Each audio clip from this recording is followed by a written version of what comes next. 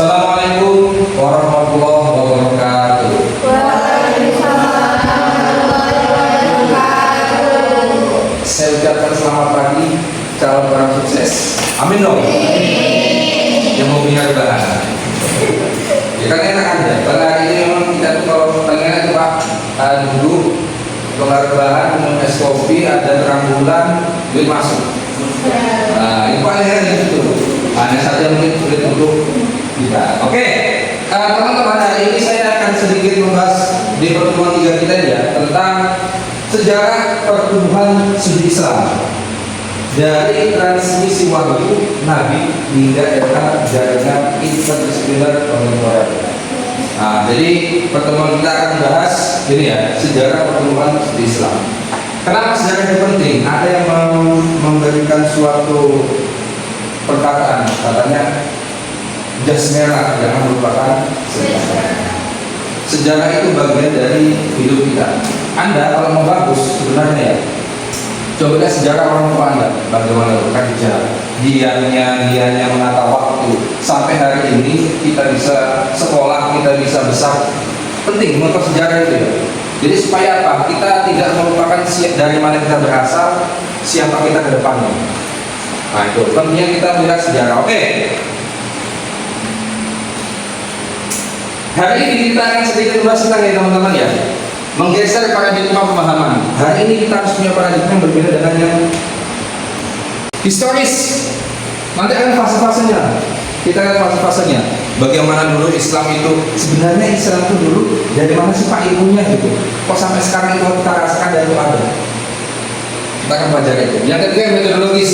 Nanti ini ada pergeseran paradigma dari teks Quran hadis. Nah itu nanti menjadi metodologis objeknya tidak hanya terbatas pada ajaran ilahi, bukan teks Quran yang ada pada hadis, tidak seperti itu saja. Tetapi juga mencakup perkembangan pemahaman dan praktik umat Islam di sepanjang lintas sejarah. Nah, lihat gambarnya sudah. Ini Al-Quran dan hadis sebagai sumber lawan Israel dan Amerika. Siapa? Yang hari perang siapa? Iran. Iran itu sektenya Syiah. Kalau kita Sunni. Pertanyaan sekarang, Pak, apakah kita harus seperti orang Syiah? Islam Syiah yang bisa seperti itu? Dan bagaimana orang Syiah yang berpikir? Kan gitu. Sekarang dari mana ada negara-negara Arab yang berani lawan dua orang ini kan ya? Karena mati Syiah Pak, seperti itu Pak. Apa kita harus menjadi Syiah untuk melawan mereka kan gitu? Sedangkan kita inovasi, negosiasi kan gitu. Tidak akan bisa lawan mereka itu yang seperti itu. Oke, ini teman-teman ya. Sumber utama kita bisa itu kalau mau mengajar teman-teman itu Al-Quran dan hadis. Nah kemudian biasanya berkembang disiplin ilmu klasik itu ada tasawuf, fikih dan akidah. Jadi besok materi yang penting kalian ketika mengajar tasawuf, fikih dan akidah. Kenapa tiga ini harus ada Pak? Karena dulu orang kalau hanya sekadar fikih dan akidah gak ada punya kering. Ya dia tidak benar-benar menjiwai apa itu di badan mereka. Ya, sakal sama sendiri kalau nggak tasawuf ini. Nah, jadi tiga ini merupakan disiplin ilmu klasik. Kemudian ketika bersentuhan dengan manusia, jadi ilmu itu dulu masih diperdebatkan bersentuhan dengan ilmu manusia siapa?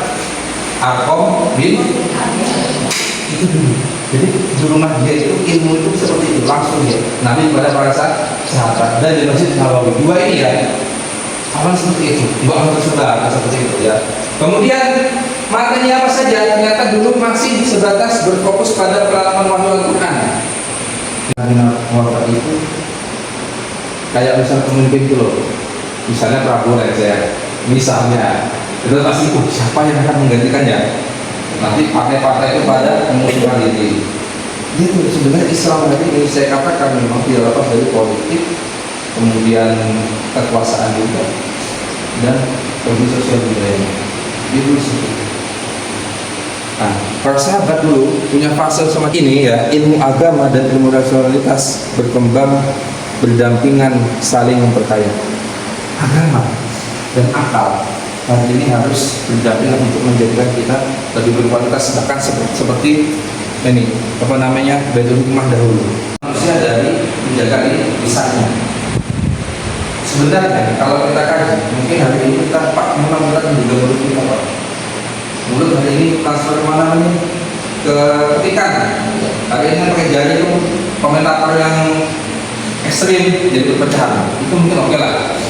Tapi kita sebagai orang yang berakal dan memakai bahasa lain, udah seperti itu Pak. Kayaknya selamatnya manusia dari menjaga misalnya adalah kita membatasi diri dari konsumsi yang berlebihan. Makan itu kan hukum selamat. Hari ini orang usia 27, 28 masih darah kan nggak menjaga kesehatan itu makan juga bukan artinya ngomongin orang gibah seperti itu. Terus dari situ juga kita kalau udah bersama Pak ternyata saya berpikir Pak ternyata orang sifat manusia itu suka yang enak-enak Pak, makan enak makan apa itu. Itulah mulai kemudian Islam mau membatasi nggak boleh berbahasa Arab kalau yang mau. Nah itu mereka. Oke, itu dulu. Ada pertanyaan silakan. Bebas saja tentang seni Islam. Dalam diri Pak, contohnya bagaimana Pak? Mas Mbak Muslim ya, ketika memang dia sudah menjadi karakter orang Islam, nanti perilakunya akan berubah-ubah dan itu mencerminkan Islam. Oke, sekarang kita percaya ada Islam NU, Islam Muhammadiyah, Islam NDII, Islam Salafi, Islam Ahmadiyah, macam-macam. Kan itu orang Muslim. Maka Muslim ini yang dibilang bermacam-macam. Bisa juga kan ya? Kok bisa ngajar harus pakai cadar?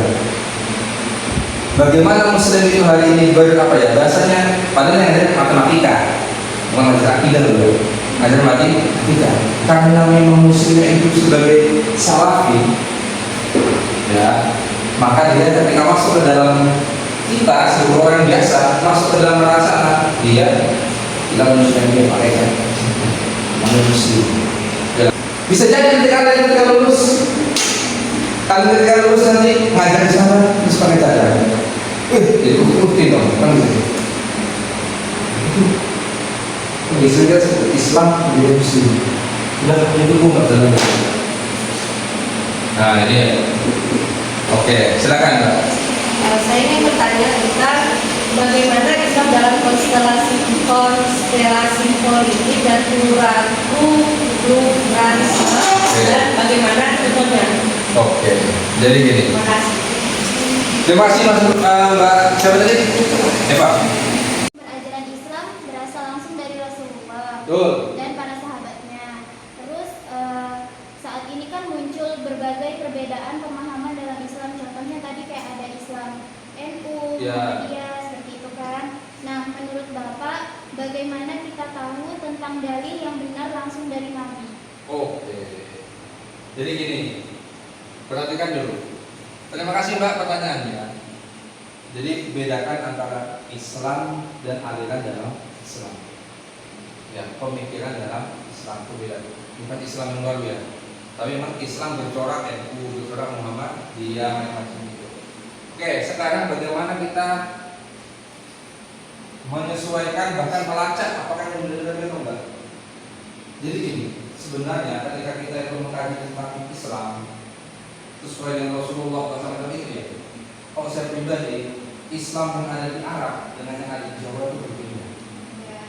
Karena meskipun samanya satu, ya sholat juga, tapi aplikasinya beda.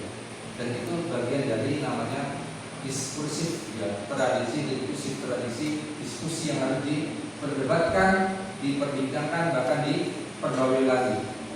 Ya, ini kan Iya. ada yang Islam Muhammadiyah. Ya. Saya tuh kayak apa jangan-jangan Islam yang benar yang mengikuti ajaran Rasulullah itu Muhammadiyah ya, soalnya tuh dari cara-cara yang ada di Al-Quran, cara-cara hadis-hadis dan dalilnya tuh kayak yang diterapkan sama Muhammadiyah. Oh gitu. Islam bersama dengan masyarakat Dayak dengan adat budaya seperti saya nggak bisa menyalahkan itu mereka hidup dari situ dan itu ada fenomena yang katanya. Nah, jadi kita bilang saya mereka hidup kok dan juga pendampingan juga baik, nggak begitu nggak ada perang-perangan.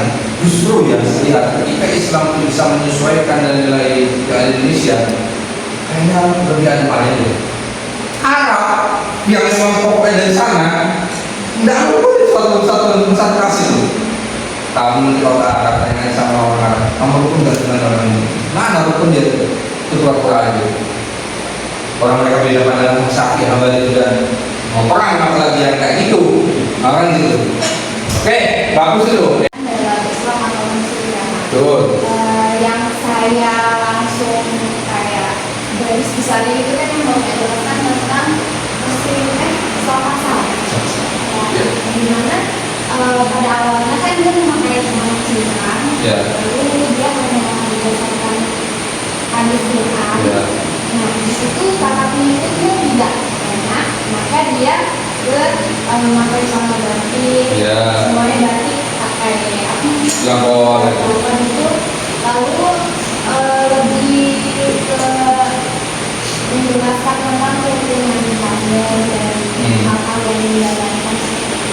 Dengan keterbatasan ini saya mau bertanya, berarti apakah aliran-aliran ini harus mencari pengikutnya yang terbanyak? Oke. Karena Terima kasih Mbak. Jadi gini, ketika kita belajar